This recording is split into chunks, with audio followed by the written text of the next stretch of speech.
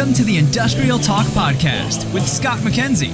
Scott is a passionate industry professional dedicated to transferring cutting-edge, industry-focused innovations and trends while highlighting the men and women who keep the world moving. So put on your hard hat, grab your work boots, and let's go. All right, once again, thank you very much for joining Industrial Talk. Thank you very much for your continued support of a platform that is dedicated, once again, to industrial professionals all around the world. You are bold, you are brave, you dare greatly, you innovate, you collaborate, you solve problems. You're making the world a better place. We are broadcasting on site, Reston, Virginia, at this particular time. It is the OMG Q1 conference. No, it's not a conference, sorry. Check that. It's a meeting. So it's different than a conference. Q1 Meeting, and it is a collection of individuals that are passionate about solving today's challenges and making the world a better place. If you are interested in finding out more, go out to omg.org. That's omg.org. Chris Pickett is in the hot seat. Digilens is the company.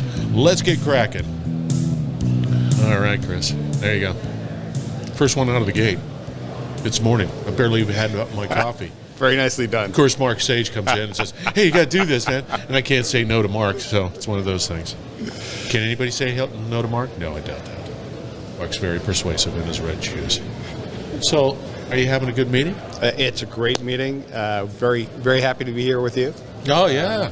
It's pretty cool. Yeah. It's just like it came up by, boom, got to talk to Chris. Yes, let's do it. Let's make it happen because you got mad tech right there. Before we get into that mad tech, give us a little background on who Mark is, where you come from, that type of thing. Yeah, not Mark. Background on me? Yeah. I mean, I can tell you who Mark is. No, don't. That's. I have Mark Sage. I curse him, doggone it. No, Chris, you. Background. Yeah, so I've been in startups most of my life, right?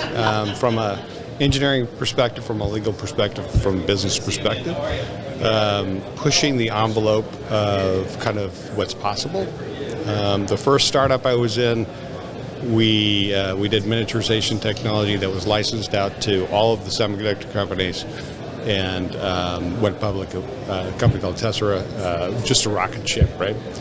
And then I've done lighting technology, semiconductor technology, camera technology. This company has got the largest promise of any company I've ever done. No kidding. We're talking about the next generation of mobile. We're talking about how to make people more productive in enterprise, industrial, military settings, right? And there's sort of an asymptote that's been reached in making people productive. Actually, over the last decade, people have gotten less productive in their jobs. This type of technology will give that back to them, right? It will allow them to do their jobs more safely and just faster. Give us an example. I mean, the glasses are great. It's an augmented solution, or is it? Just take us through that and how that makes me more productive. Sure. So at the core of this is the lens itself, right?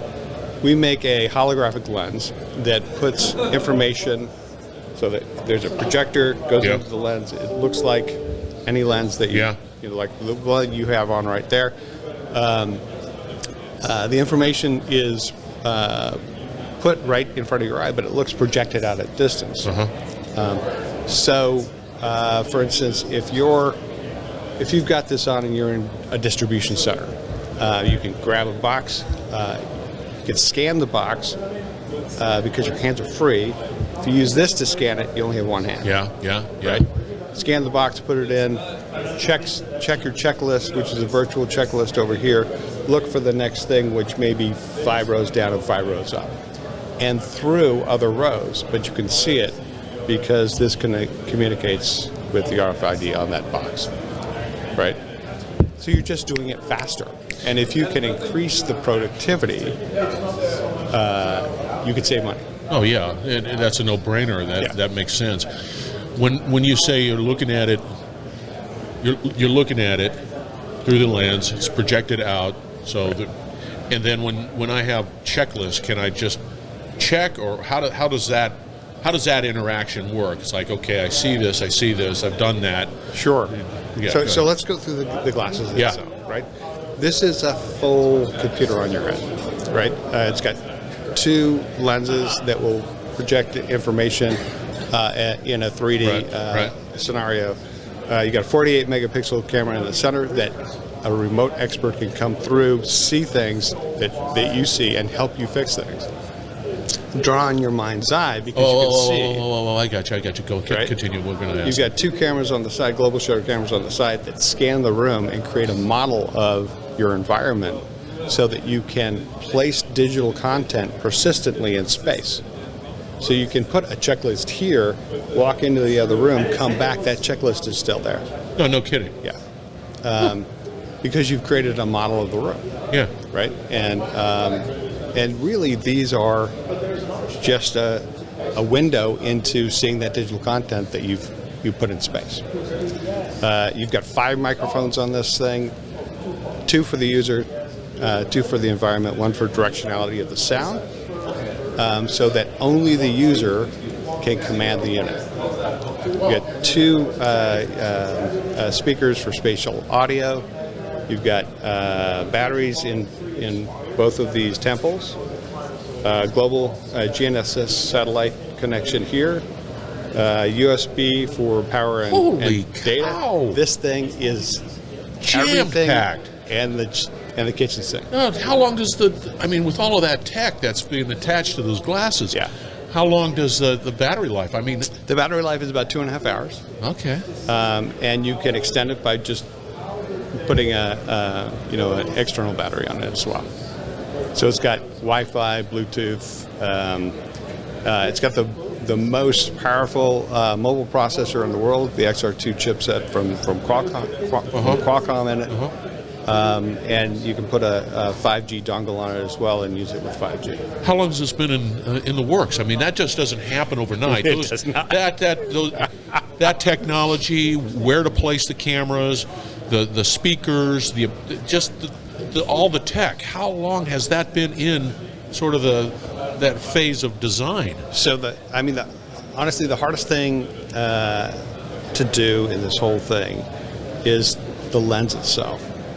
No Because what you're actually doing is we've got 2 projectors, micro projectors here. The micro projectors project a pupil image, which is captured, turned, and then expanded in this sheet of glass. And then presented to the eye here.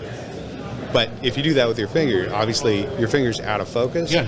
The image is in focus and projected at a distance, which is a very, very challenging thing to do. There's only a few people in the world that can do it. Yeah. We're the only company that can do it at a consumer price point.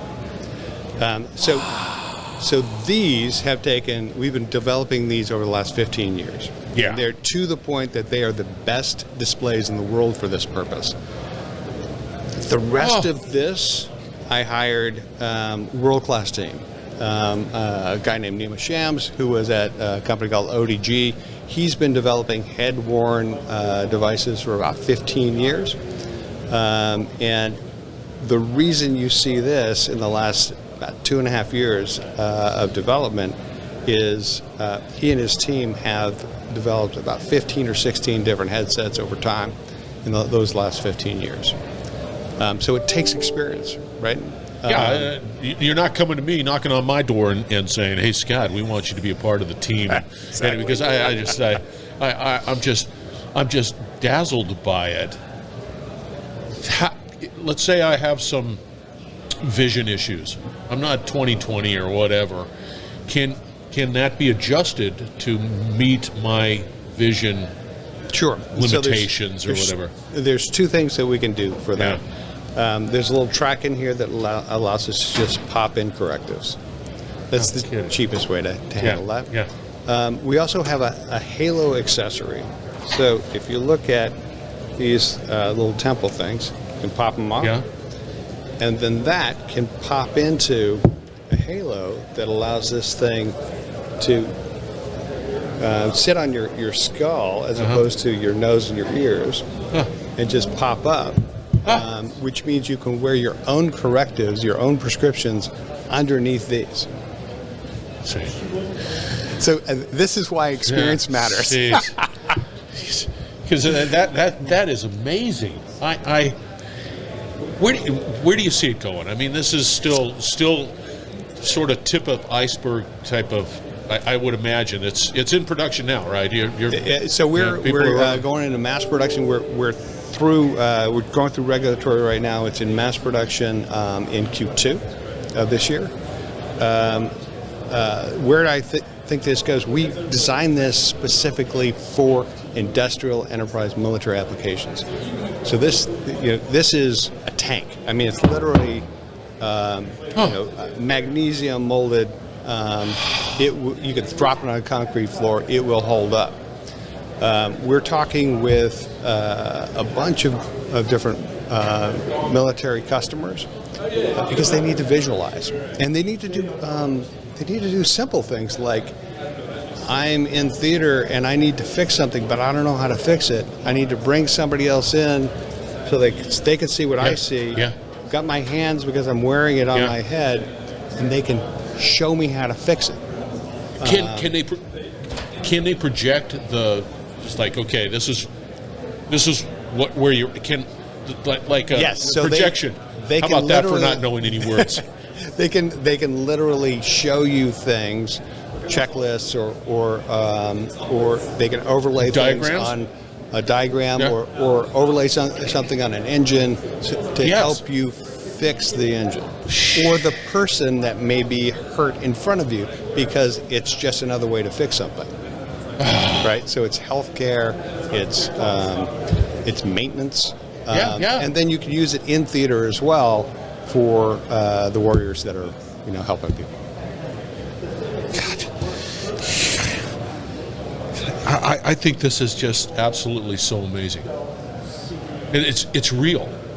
That to me is it's not theoretical. It's real. It's tangible. It's there. It's right in your hands. Oh, it's ready to go. Oh, I love the future. I'm just getting too old. I want to be a part of it. How do people get a hold of you, Chris? We're in Sunnyvale, California. Just come see us. We're at digilens.com. Digilens.com. Hey, do you do LinkedIn? We do. Well, there you go, man. We'll have all that. Hit me up on LinkedIn. You are absolutely spectacular. I enjoyed that conversation immensely. Thank you very much. Thank you. I for being appreciate it. flexible and making me and allowing me to call you Mark there for a moment and then getting you all confused right off the bat because you are the first interview of the day. Thanks so much. That's what I'm doing. All right, listeners, we're going to have all the contact information for Chris Pickett out on Industrial Talk. His LinkedIn stat card plus his email and all. We got it right here. It's all in our hands. Reach out to that. That is Mad Technology. That is a must connect. Thank you very much for joining. We will be right back. You're listening to the Industrial Talk Podcast Network.